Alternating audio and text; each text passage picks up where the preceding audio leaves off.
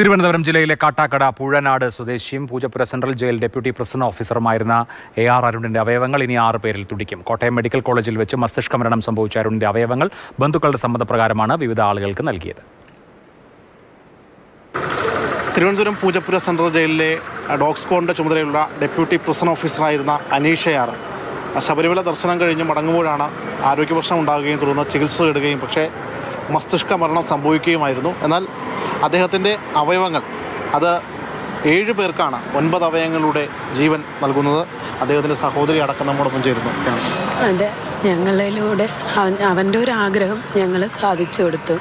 ആ 7 പേരും എത്രയും പെട്ടെന്ന് റെഡിയായി വരട്ടെ, അതൊരു ഇതായി വരട്ടെ എന്ന് മാത്രമേ ഞങ്ങൾക്ക് പറയാനുള്ളൂ.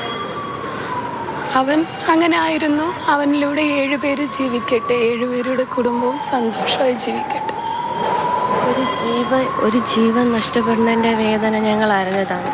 അപ്പോൾ അത് നഷ്ടപ്പെട്ടാലും അതുവഴി വേറെ കുറച്ച് പേർക്ക് ജീവൻ കിട്ടുമെങ്കിൽ അതുപോലെ നല്ലത് വേറെ ഒന്നുമില്ല എന്നൊരു ചിന്തയിലാണ് ഞങ്ങളിത് ചെയ്തത്.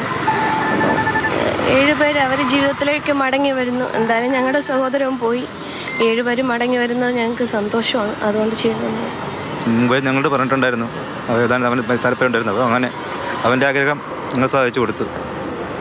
അവനിലൂടെ കുറച്ച് പേരെങ്കിലും ജീവിക്കട്ടെ, കുറച്ച് പേർക്ക് പുതുജീവൻ കിട്ടി. തീരെ വേദനയിലും ഞങ്ങൾ അവൻ്റെ ആഗ്രഹം സഫലമാക്കി.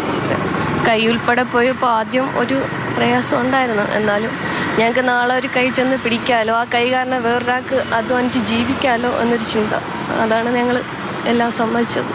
തീർച്ചയായിട്ടും ബന്ധുക്കളുടെ ആ ഒരു മാനസികാവസ്ഥ നമുക്കറിയാം. അവർ വലിയ ദുഃഖത്തിലാണ്. കാരണം അവരുടെ ഏറ്റവും പ്രിയപ്പെട്ട ഒരാളാണ് നഷ്ടപ്പെട്ടത്. എങ്കിൽ പോലും ഇതൊരു സാമൂഹിക പ്രതിബദ്ധതയുള്ളൊരു കാര്യം കൂടിയാണ്. കാരണം ഒരുപാട് പേർക്ക് ജീവനേകുന്ന അദ്ദേഹത്തിൻ്റെ അവയവങ്ങളിലൂടെ ആ ഒരു മഹത്കർമ്മം അവയവദാനത്തിലൂടെ അനീഷ് ചെയ്തിരിക്കുന്നത്, അനീഷിൻ്റെ കുടുംബവും ചെയ്തിരിക്കുന്നത് അതുതന്നെയാണ്.